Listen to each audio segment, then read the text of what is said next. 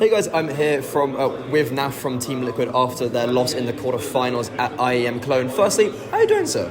Obviously, it could be better, like you said. We got eliminated, but I think it was nothing but positivity throughout the event, and I think we did the best that we could. Yeah, because I was going to say, talking about that positivity, would it be fair to say you guys have had a little bit of a bad run recently? Yeah. So this tournament, does it just kind of give you guys a little bit more confidence going forward? Yeah, I mean, I think just throughout the event, it just shows that Yekindar is kind of like the right fit, I guess, in terms of like the pick that we got. But then again, he's kind of just like a stand-in, so we still just have to like wait and see, I guess, with what VP wants to do, what Liquid wants to do. So yeah, we'll just wait and see. But obviously, I'd love to keep him, Yeah. So, but then again, I guess we just have to wait and see. Yeah. So if, say, you weren't able to get Yekindar, what type of player would you be looking to fill that role? Something similar or something different? Obviously, it'd be very similar because I think role-wise, on paper as well, it just like all makes sense. Like Liege can be like the passive-aggressive player. Yekindar can be very aggressive, making space for him. OC is the opper, he's the playmaker with his op, and then I can be more passive, and then Nitro just has to lead the team. So it all makes sense on paper. So I think it'll all work out if.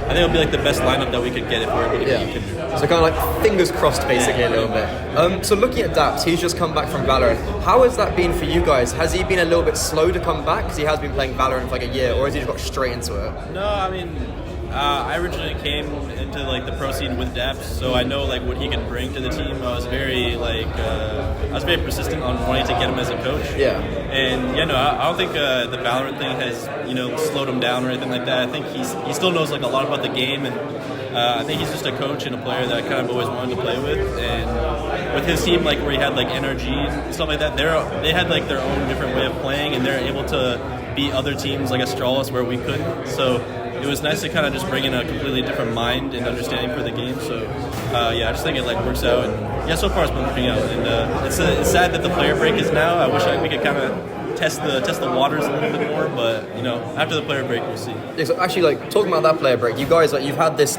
momentum for this tournament. Do you think the player break will be good for you to continue that momentum, or do you think it might actually halt you? I don't think there's really any negative. I think it's just like a little unfortunate that there is a player break. We wish we could show more and see how it can go, but it's just you just have to wait. It's all right. It's nothing it's not like a big blow or anything like that. So we're still pumped. We can't wait to kind of get back into it. Yeah, and then looking at Dabs though, so he's one of like the only innovators I feel like there is within the NA scene, and especially with the coach. Why is it that the NA doesn't necessarily have as many like innovators as say instead like Europe does? I mean, I'm honestly not entirely sure. It's just like maybe just like North American mentality, where like a lot of people just kind of don't really want to do it, and they just want to. I don't know. I'm not really too sure like how to answer it, but I think it's just some sort of just like the North American mentality and like the lack of players as well currently as well. So it's just like I don't know. I feel like there's a lot of different factors that I can't really think of right now, but. Do you think EU has a bit of a favour because the Academy League, there is no NA team? Would you like to see an NA Academy team like Orgs investing in that and sending them over to Europe and like play within that circuit? I mean, if North American players would be open to it. I think a lot of North American players probably wouldn't like accept like the big change in lifestyle where they might have to like move and do all those things. I mean, I think it would be perfect though for them if NA players want to learn, because playing in NA is pretty much pointless, to be honest. You're not really playing how the game is actually being played in the top competition. So that would probably be like the best way to learn, in my opinion. So it would be a cool idea if they were to make it happen. So what, like you said that playing in NA is pointless. Like, why is that then? Well, it's just like, one, there's kind of like a lack of teams, and like two, it's like, even if there were like a lot of teams that are like the teams that there are now, like the EGPA, the EGCD, whatever, it's like there's all these teams, but then again, they never played against like top European competition consistently, so they don't understand like what the tier 1 play style of Counter-Strike really is. So it's like if we're gonna go play against North American teams, that's why like a lot of people would just say it's pointless, because when we play them, it's just like we're not actually playing how the real game is actually played at real events, like events like this. So it's like you're not really learning anything.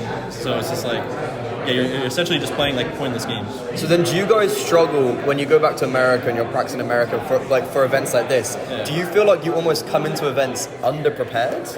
Yeah, of course. I always feel like that's like why I've also kind of stressed in some interviews and made points that like I hope one day I could maybe play European Counter-Strike more consistently and just maybe permanently.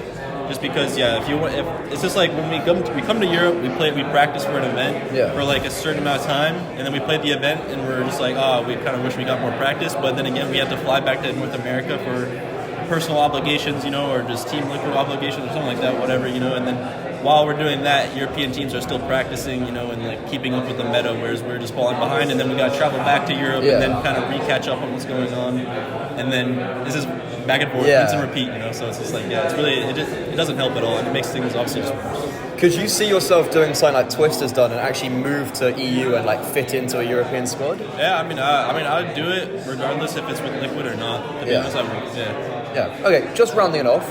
Looking at skins, are you a big fan of skins?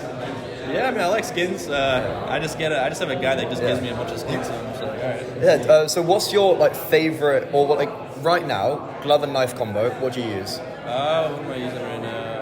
I think I'm using like a case hardened, like a blue gem case hardened with marble fade gloves. What knife?